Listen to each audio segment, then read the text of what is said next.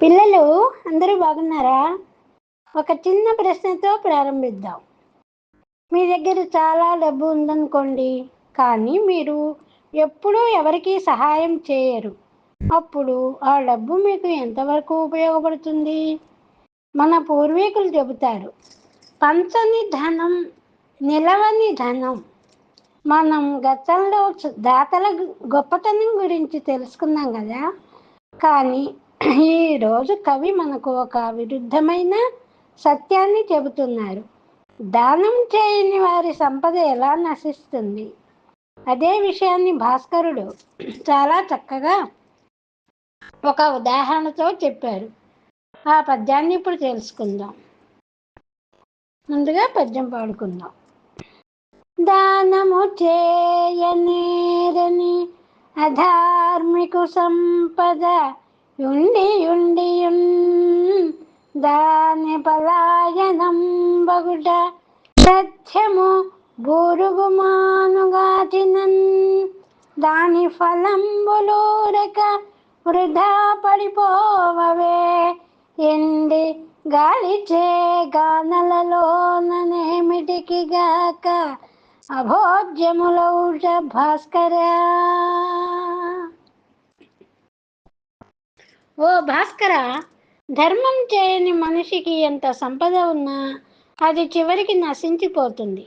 బూరుగు చెట్టు కాయలు చాలా అందంగా కనిపిస్తాయి, కానీ అవి ఎవరికీ తినడానికి పనికిరావు.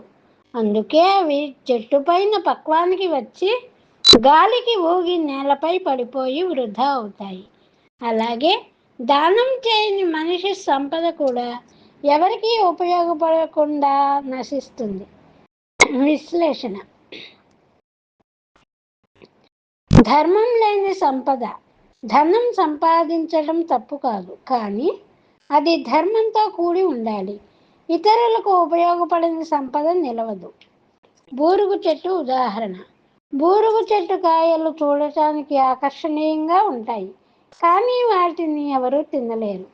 అందుకే అవి చెట్టుపైనే ఎండిపోతాయి, గాలికి పడిపోతాయి, ఎవరికీ ఉపయోగపడవు. ఇది మనకు ఒక స్పష్టమైన సందేశం ఇస్తుంది. ఉపయోగం లేని వస్తువు విలువ కోల్పోతుంది. దానం చేయని వ్యక్తి తన కోసమే జీవిస్తాడు, ఇతరులను పట్టించుకోడు, తన సంపదను దాచుకుంటాడు. కానీ చివరికి ఆ ధనం నశిస్తుంది, లేదా ఇతరుల చేతికి వెళుతుంది, లేదా ప్రయోజనం లేకుండా పోతుంది. చిన్న కథ. పిల్లలు, ఒక చిన్న కథ వినండి. ఒక గ్రామంలో ఇద్దరు ధనవంతులు ఉండేవారు. ఒకరు చాలా దాత, ఇంకొకరు చాలా కఠిన హృదయుడు. దాత ఎప్పుడూ పేదవారికి సహాయం చేసేవాడు, కానీ రెండో వ్యక్తి ఎవ్వరికీ ఒక్క రూపాయి కూడా ఇవ్వడు. కొన్ని సంవత్సరాల తర్వాత దాతకు గ్రామంలో అందరూ గౌరవం ఇచ్చారు. అతని పేరు చిరస్థాయిగా నిలిచింది. కానీ రెండో వ్యక్తి సంపద దొంగలు దోచుకెళ్లారు, కొంత నశించింది, చివరికి ఎవరికీ ఉపయోగం లేకుండా పోయింది.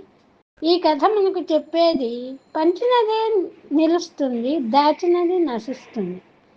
సందేశం: ఈ పద్యం ద్వారా మనం నేర్చుకోవాల్సిన పాఠాలు: దానం అలవాటు చేసుకోండి, చిన్న సహాయం అయినా చేయండి. ఒక పెన్సిల్ ఇవ్వడం, ఒక పుస్తకం పంచుకోవటం, ఒక ఆకలితో ఉన్న వారికి ఆహారం ఇవ్వటం. ధనం కంటే ధర్మం గొప్పది. డబ్బు ఉండటం గొప్ప విషయం కాదు, దానిని ఎలా ఉపయోగిస్తున్నామో అదే ముఖ్యము. ఉపయోగపడే జీవితం గడపండి.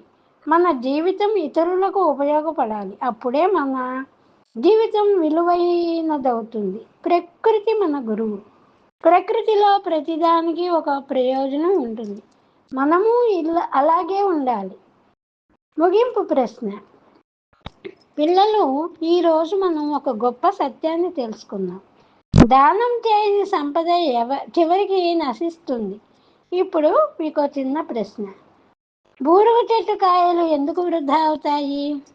మీరు ఎప్పుడైనా మీ స్నేహితుడికి మీ దగ్గర ఉన్నది పంచుకున్నారా? మీ సమాధానాలను కామెంట్స్లో రాయండి. ఈ వీడియో మీకు నచ్చినట్లయితే లైక్ చేయండి, మీ ఫ్రెండ్స్తో షేర్ చేయండి.